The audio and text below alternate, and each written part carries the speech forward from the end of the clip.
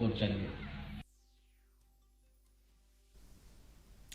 Deputy Chief Minister Prestone Tinsong said the state government is ready to sit across the table to negotiate with the Harijan Panchayat committee for relocation of the sweepers colony from Themyo Maulong. The state government is still waiting for the official order from the Meghalaya High Court on the matter. Tinsong said that the government has no option but to ensure relocation takes place at the earliest, considering the fact that the place is not livable from the aspects of health and safety of the citizens who are residing there at present. Order maybe from the court, because they have already pleaded through the court.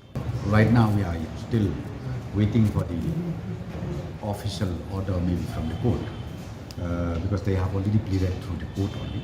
So we are waiting for that, and it's a welcoming step taken by the Harijan colony at Yomoro.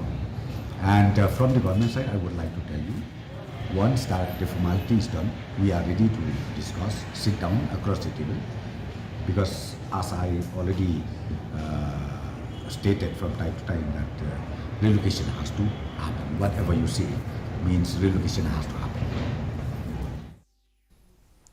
Green Defenders, the NGOs in West Khasi Hills, conducted a cleaning drive